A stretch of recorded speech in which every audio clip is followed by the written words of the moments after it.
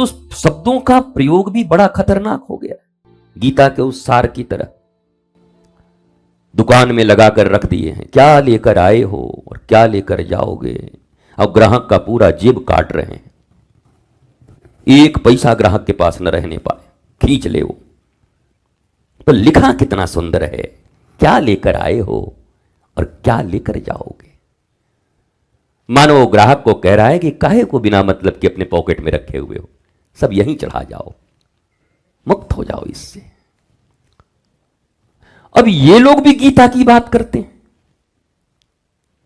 माया और मोह में डूबे हुए लोग भी गीता की चर्चा करते हैं। भगवत कथा, राम कथा,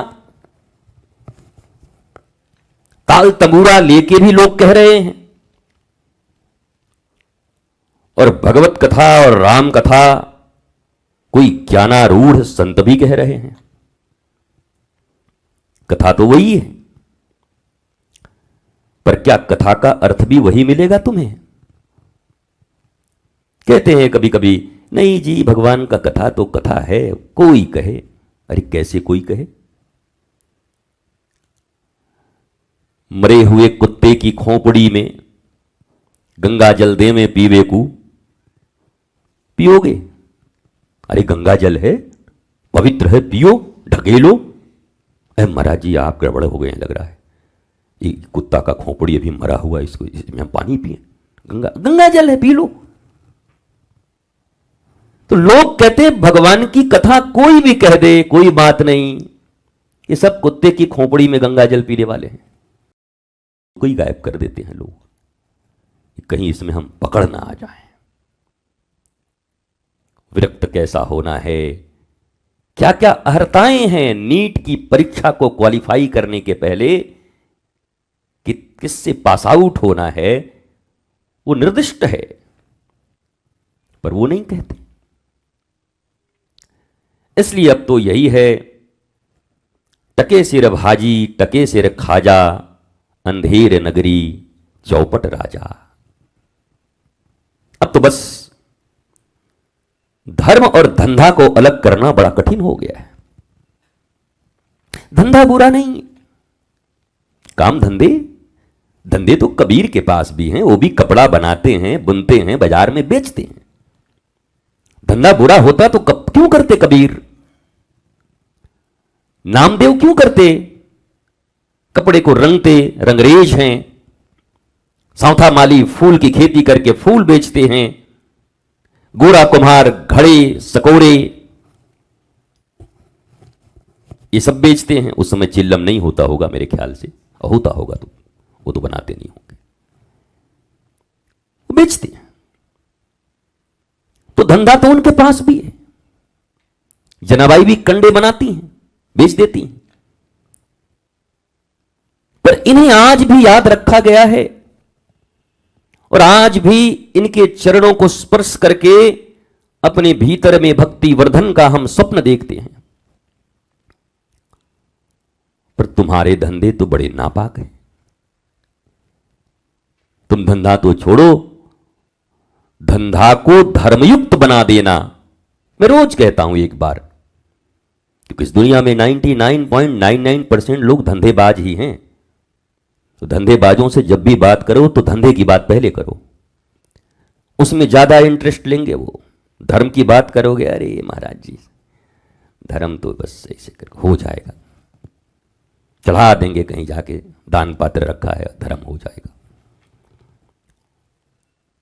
तो धंधे की बात पहले करो, अपने धंधे को, अपने कर्म को धर्मयुक्त बना लेना, यही आध्यात्म है। बड़ा सहज है, कोई कठिनाई नहीं है। पर धर्म को भी धंधा के रूप में प्रयुक्त कर देना, धर्म को ही धंधे में कन्वर्ट कर देना, इन दोनों में बड़ा अंतर है। कितना अंतर है? उतना ही अंतर है कि नाव पर तुम बैठे हो और नाव तुम पर बैठ जाए गंगा जी में। ज्यादा अंतर तो नहीं है, तुम नाव पर या तुम पर नाव, कुछ ज्यादा अंतर है? थोड़ा सा बस, आप नाव पर या नाव आप पर, बस थोड़ा सा चेंज हुआ है। बोला उतने में तो जान चला गया, काम खत्म, मामला साफ। तो यही अंतर है धर्म को धंधा बनाना और धंधे को धर्म बनाना। ये धर्म को धंधे बनाने वाले लोग, इनको बड़ी पीड़ा होती है कदम कदम पर। ये संतुष्ट नहीं रहते। हमारे गुरुदेव कहा करते थे कि जो दुष्ट हैं वो कभी संतुष्ट नहीं रह सकते। दुष्ट कोई गाली नहीं है।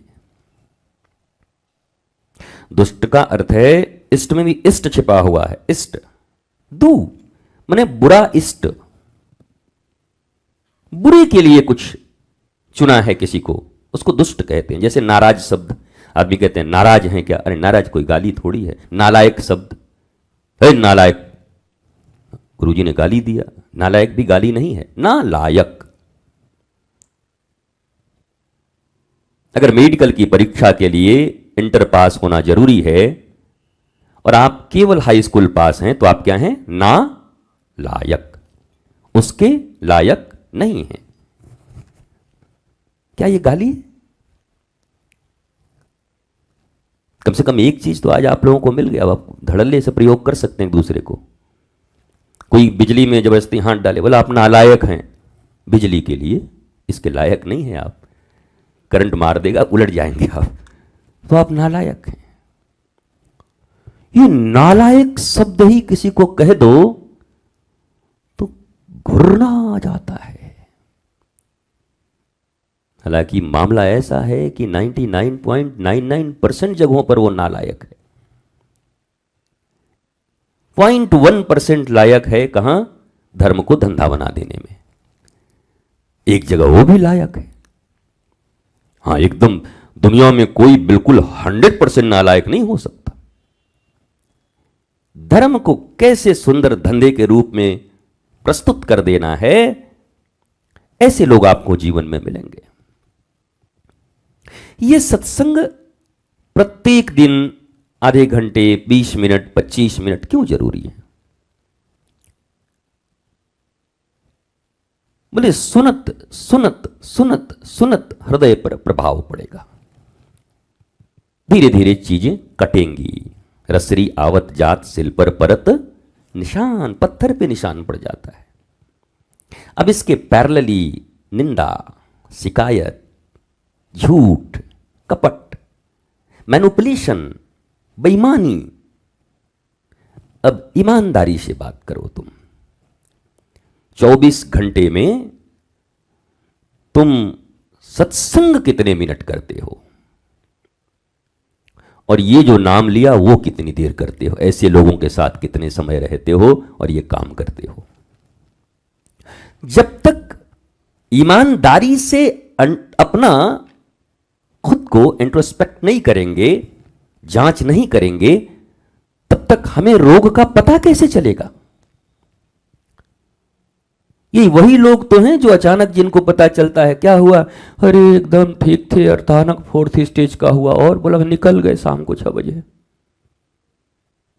सवेरे वाली गाड़ी से चले जाएंगे, निकल गए, पता नहीं चला, जांच नहीं किया। नहीं तो बॉडी इंडिकेशन देती है हर चीज की। अगर आप सूक्ष्म ज्ञान रखने लगे तो हर चीज का इंडिकेशन मिलता है। अजी एक्सीडेंट का भी मिलता है कि एक्सीडेंट होगा। अब बस कितना वो माइक्रोस्कोप वाली बात है।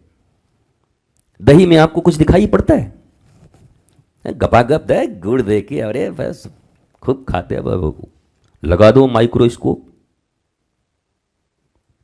करोड़ों बैक्टीरिया उसमें चल रहे हैं। अच्छे हैं, गुड बैक्टीरियाज शरीर के लिए, लेकिन करोड़ों हैं। माइक्रोस्कोप। संत कौन है? बोला वो जिनके पास ये जो तीसरा है, जो तीसरा है ना, इसको तीसरा नेत्र कहते हैं।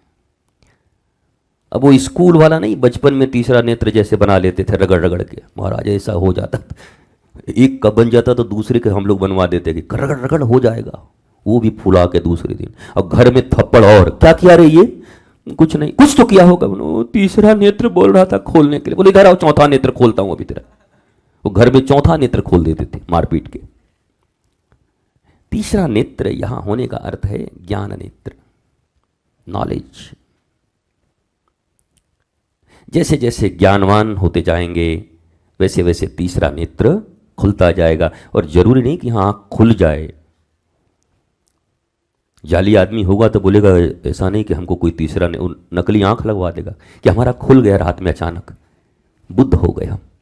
कोई तीसरा नेत्र नहीं होता। ज्ञान नेत्र को तीसरा नेत्र कहते हैं। ये दो नेत्र जिससे हम ये देख रहे हैं सामने, और तीसरा नेत्र जब हम ज्ञान की दृष्टि से किसी को परखते हैं। काल नेमी है कि मारीच है, ज्ञान की दृष्टि से ही परख आएगा, वो ऐसे नहीं आएगा। ऐसे तो हनुमान जी के भी परख में नहीं आया था। और मैं रोज इसको कई बार कह देता हूं कि आदमी समझ ले कि जिन हनुमान जी के विषय में कहा गया ज्ञानी नाम अग्रगण्यम सकल गुण निधानम मनोज्वम मारुत्य तुल्य वेगम जितेंद्रियम बुद्धिमताम वरिष्ठम, सब कुछ उनके जय हनुमान ज्ञान गुण सागर। पर महाराज काल नेमी उनको भी गच्चा दे गया। एक बार तो हनुमान जी एकदम दीक्षा लेने को तैयार हो गए थे। हा ऐसा संत फिर कब मिलेगा। भगवान राम वहां बैठे हैं समुद्र के उस पार। बोला अरे कहाँ मर रहा है यार, मरेगो का कसाई ले गए आखो कसाई को। एक मिनट के लिए तो भगवान राम ने रचना रची। महाराज चलो पहले थोड़ा सरोवर में थोड़ा कुछ हो जाए मामला। उसी सरोवर में प्रभु ने रचना रची और असली स्वरूप इसका भीतर से कोई कहा अरे कहाँ हनुमान जी महाराज एक नंबर का फ्रॉड है। बोला है, बोला हाँ। तो हनुमान जी फिर तो आज नगद कल उधार हैं, फिर देरी भी नहीं करते। पता चला तो देरी भी नहीं करते कि अब कल देखेंगे, तुरंत नगदा नगदी मामला खत्म। वहीं पर आइए आइए, मतलब चेला वो आओ पहले दीक्षा, बोले नहीं गुरु जी पहले दक्षिणा देंगे हम। अरे तू पहले दक्षिणा, बोला हमारा परंपरा ऐसा है, हम लोग के यहां परंपरा है दक्षिणा पहले दीक्षा बाद में। तो मैंने दक्षिणा ऐसा दिया कि गुरु जी गत प्राण हो गए, वहीं पर गए महाराज, काम खत्म। काल नेमियों का अंत ऐसा ही होता है, काल नेमी ऐसे ही जाते। इसलिए ज्ञान नेत्र सत्संग के बिना नहीं खुल सकता। और जिनके वो नहीं बोलते L1 L2 L3 ये पीछे है ना, किसी का क्या है L1 गायब है मैंने गड़बड़ है, किसी का L5 L4 क्या क्या बोलते रहते हैं। महाराज जी हमारा L4 हमकी क्या पता भाई, हमको नहीं पता चलता है कौन 4 कौन 3 कौन 2 ये सब हम नहीं समझते। लेकिन किसी किसी का कुछ कहीं गायब है कहीं गायब है, थोड़ा सा ब्लॉकेज आ गया तो मामला ऐसे चल रहा है। क्या हुआ, बोला L4 की बड़ी दिक्कत है। एक L4 ने 6 फुट के आदमी को ऐसे कर दिया। आहा महाराज जी L4 तो इतना बड़ा है भाई, तुमको ऐसे झुका दिया। बोला हाँ गए, मामला खत्म। लोग समझ नहीं पाते, उनको अपनी भूलें बड़ी छोटी लगती हैं। क्या किया हमने, हम तो बिल्कुल